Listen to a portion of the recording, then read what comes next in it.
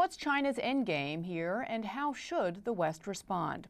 Sheena Greitens is an expert on East Asia and U.S. national security, and she's also an associate professor at my alma mater, the University of Texas, and she's joining me now from Austin. Sheena, welcome to the program. So we heard from Taiwan's president today in this op-ed, and she wrote, Beijing has never abandoned its ambitions towards Taiwan. Beijing is replacing, however, its commitment to a peaceful resolution with an increasingly aggressive posture. So why is China doing this now, and what is it trying to get out of it? Thanks, Fiona. It's great to be on with you, and hi from Austin.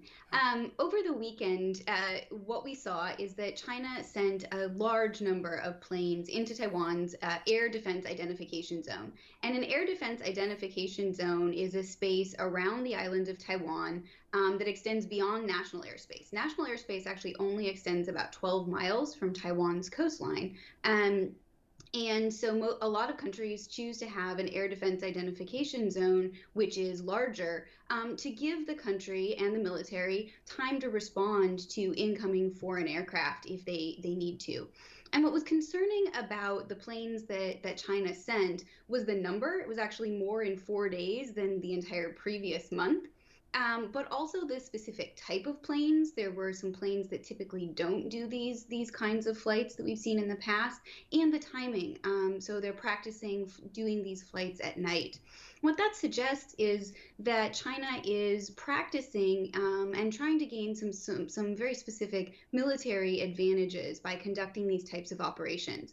And there are 3 or 4 things that they would get out of doing this on the military part. And then there's also a sort of political signaling logic here. So on the military part, China is probably testing Taiwan's reaction. It's seeing, how good are they at monitoring planes that are coming into the air defense identification zone? How quick are they to respond? And what is the response when China sends different types of planes and different combinations of planes? So testing Taiwan's response is one. Second, China's practicing coordinating its own air forces. So China's had a very rapid military buildup. Its pilots are still learning how to do complex operations at increasingly greater distances from bases. And so they just need the practice in a very pragmatic military sense. Third is that this is really expensive for Taiwan to respond to, both the fuel costs, it's hard on the pilots. And remember, China has about 1,500 fighters. Taiwan only has about 400, and a lot of those planes are older. So this also just really wears down and wears out Taiwan's ability to defend itself. So one reason why China is doing that is just that there are some really concrete military benefits to this kind of increased operational tempo. It puts a lot of pressure on Taiwan. But it's not happening in a vacuum, and I think that's what's causing all of this alarm. We've seen the unprecedented aggression that no one expected so quickly with Hong Kong. We've seen what's transpiring domestically with Xi Jinping really going after private companies and enterprise within the country as well. And there is this sense among experts that he is trying to capitalize on how the West has badly handled and responded to COVID, giving this aura of authoritarianism, being able to muster more strength around the world and flex its muscles. Do you think that that's part of this at all, or do you think this is all just something for domestic consumption?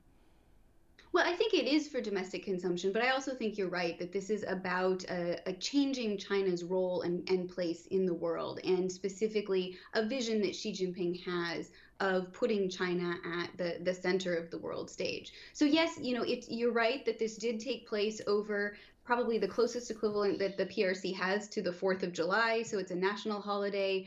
Patriotism, I've been in China during this week.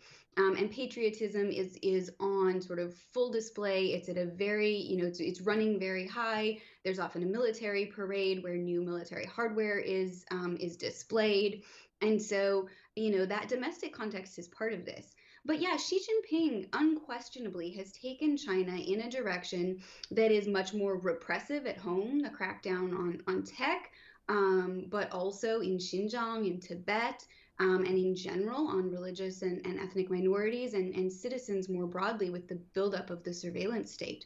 But along with being more repressive at home, China's also become increasingly assertive abroad. And we see that at China's periphery, not just with Taiwan, but you're right, with Hong Kong and with the really rapid sort of national securitization and making Hong Kong into a national security bastion for the CCP, as well as things like the territory that's disputed with Japan, the South China Sea, and China's role in international institutions, where China is increasingly trying to rewrite the rules of global governance to favor China's interests and to legitimate its system of authoritarian governance, including by delegitimating Western democracies like the United States and our allies and partners.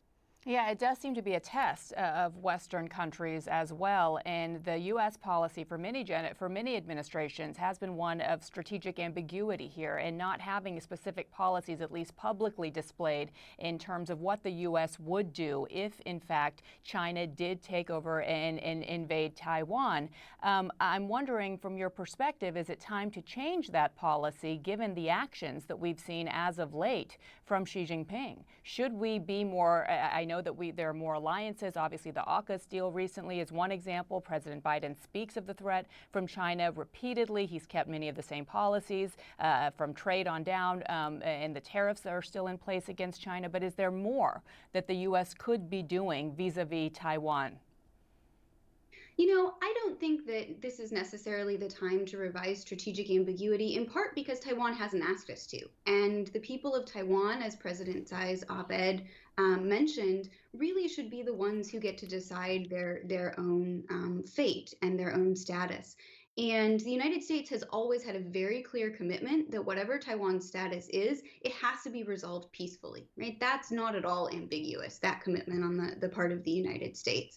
Um, and so the idea here, I think, that the United States should really be prioritizing actions before words, right? So strategic ambiguity is sort of, it's rhetoric, it's declaratory, it's what we say we're going to do in a hypothetical situation.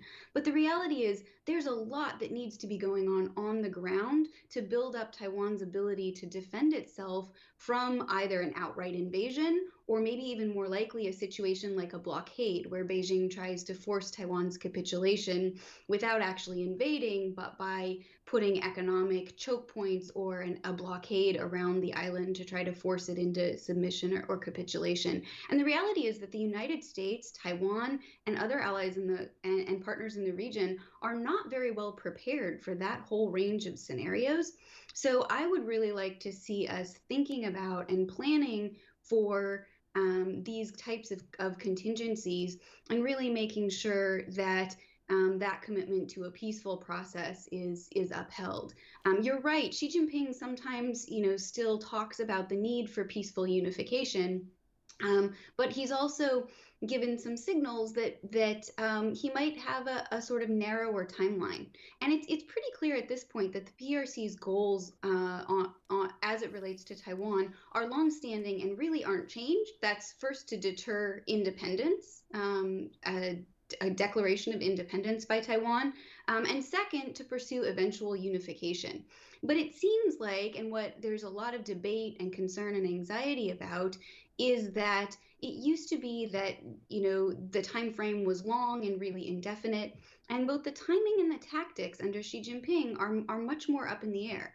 That's why I think you're seeing things like the G7 talk about Taiwan and the need for peace and stability in the Taiwan Straits for the first time that I can think of the G7, including Taiwan. It's why you see the UK and France doing freedom of navigation operations in the Indo-Pacific, why you see multilateral exercises going on near Okinawa this week, and a new defense spending bill in Taiwan, the application to join CPTPP, right? These are all things that are a response to this perceived attempt to cut off Taiwan's support, to cut off its international space, Right. and really put it under the kind of pressure that Beijing's exerting.